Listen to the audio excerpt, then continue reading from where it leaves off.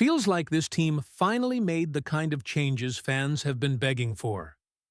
The roster looks tougher, faster, and honestly way more balanced than it did last season. There's real excitement around what this group could become if everything starts clicking early, and you can already feel the energy building heading into the new year. Now I want to hear from you. Are you buying into the hype or keeping expectations low? Drop a "here we go" in the comments if you're riding with the black and gold this season, and don't forget to leave a like on the video. Corey Trice Jr.'s time with the Pittsburgh Steelers has officially come to an end. And honestly, this is one of those stories that feels a lot more disappointing than shocking. The Steelers made the decision to release the young cornerback after he failed his physical once again. And while fans always held out hope that Trice could eventually become a hidden gem in the secondary, the reality is that injuries simply never allowed that vision to become real.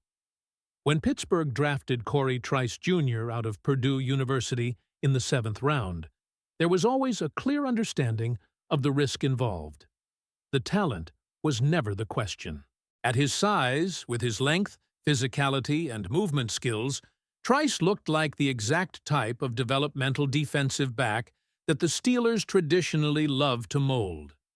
There were flashes during training camps, and even during limited opportunities on the field, where you could see why the organization stayed patient with him for as long as they did. The problem was availability. Every time it looked like he might finally carve out a role in the defense, another injury setback followed. The latest knee issue ultimately became the final straw for the organization. Pittsburgh has spent the entire offseason trying to reshape this defense into a faster, more adaptable, and more durable unit. And at some point, the front office simply had to make a practical decision about roster construction. What makes this situation frustrating for fans is that Trice actually showed legitimate promise whenever he was healthy enough to play. In those limited stretches, especially in dime packages, you could see his instincts and physical tools translating to the NFL level. He wasn't just another camp body. There were moments where it felt like Pittsburgh may have uncovered another late-round defensive contributor. But football can be brutally unforgiving when injuries repeatedly interrupt development, especially for younger players trying to earn trust from a coaching staff.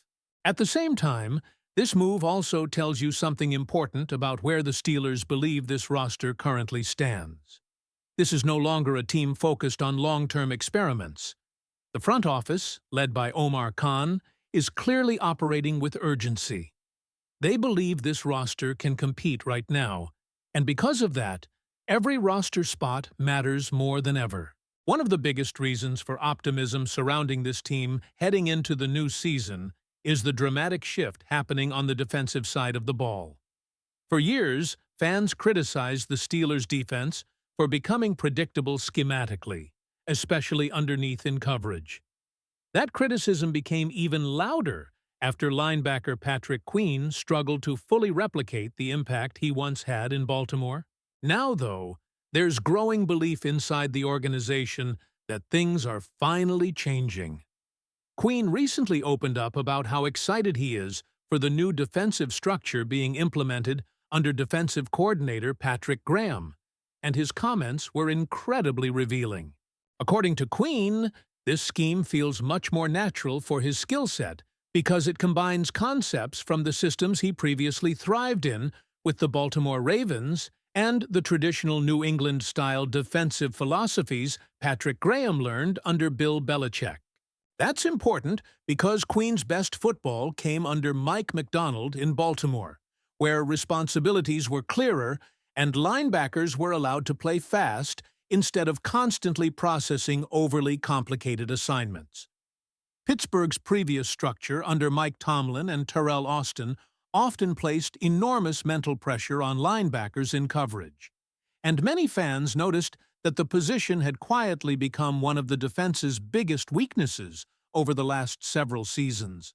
The Steelers are hoping this new approach unlocks the version of Patrick Queen they thought they were signing in the first place.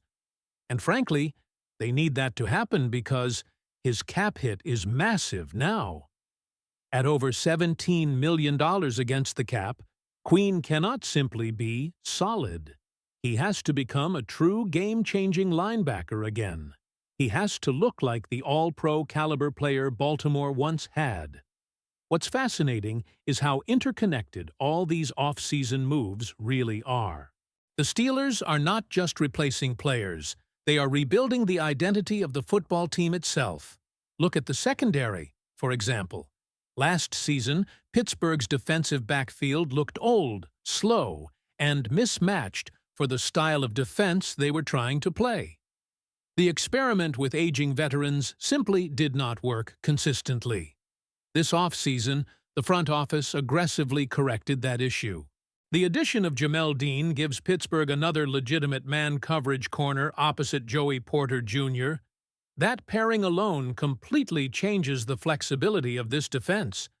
Then there's Jaquan Brisker joining the safety group alongside Deshaun Elliott, while Jalen Ramsey is expected to transition into a big nickel role that may honestly fit him better at this stage of his career. Suddenly, the Steelers' secondary looks younger, more versatile, and much more compatible with the type of multiple defense Patrick Graham wants to run. Then there's the defensive line situation, which quietly became one of the biggest problems on the roster over the last 2 years. Pittsburgh's run defense lost its physical identity because the interior simply could not hold up consistently against double teams. The Steelers tried forcing Keanu Benton into a role that did not maximize his strengths, asking him to anchor as a true nose tackle instead of letting him attack as a penetrating interior defender. That's why the addition of Sebastian Joseph-Day matters so much.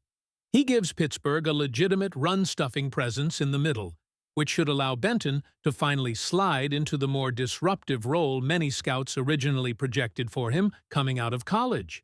If that adjustment works, it could dramatically improve both the run defense and the interior pass rush simultaneously.